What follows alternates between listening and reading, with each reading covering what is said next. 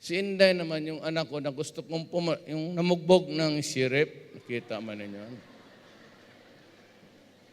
Nakita mo gano'ng katindi si Inday? Talagang, yun yung anak. Naisipin ninyo kung anong ginagawa ng nanay sa akin.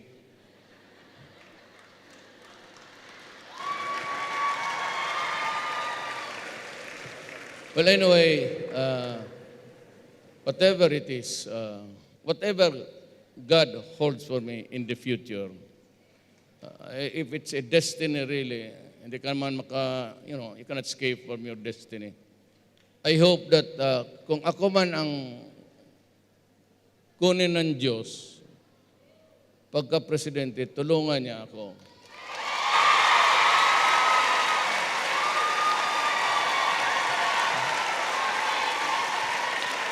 Kasi without God helping me, I cannot do nothing. Wala talaga. Because, just 2 minutes.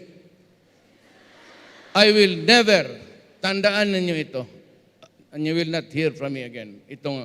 I will never run for president and win and sit there for 6 years, and after 6 years, babalik ako dito, sabihin ko sa inyo, ginawa ko na ang lahat at ang magagawa ko. Pero alam mo, may constitution, may batas, may congress, may korte, TRO dito, mayroong restraining order, imbestigahin ka ng congress, i-impeach ka. Hindi ako papayag ng gano'n. Hindi ako papayag na yung 10 taon ni Gloria, idagdag yung kay Pinoy, pati yung akin, another 6 years, patiisin mo ka. Kung ganun lang naman, wag na lang. Wag na lang. Ayaw ko kasi. Ayaw ko. I mean,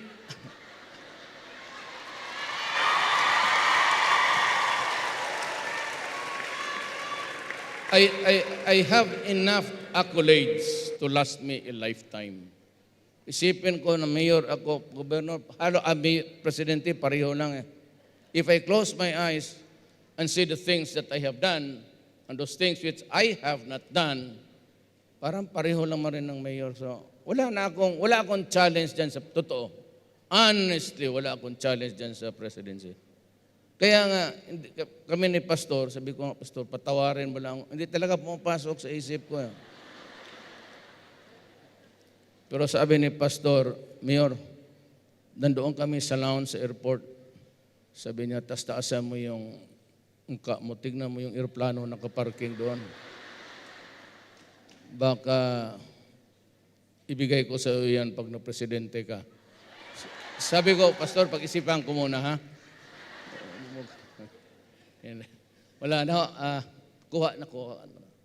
I'm simple man. Kilala naman ninyo ako. Nakuha ko na lahat yung what God can offer to me. Para sa akin, extra na lang yung iba dyan. But just the same, I said, we have a problem in our country. And ako lang yung local, except Binay na local rin, but high profile niya sa.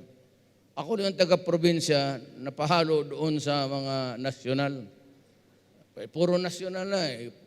Sila lahat. Akong taga-Davao lang, bakit ako, except that naniniwala sila sa ginawa ko. Well, marami akong ginawa na, kaya ako nakakasukaso sa human rights, yung extrajudicial killing raw.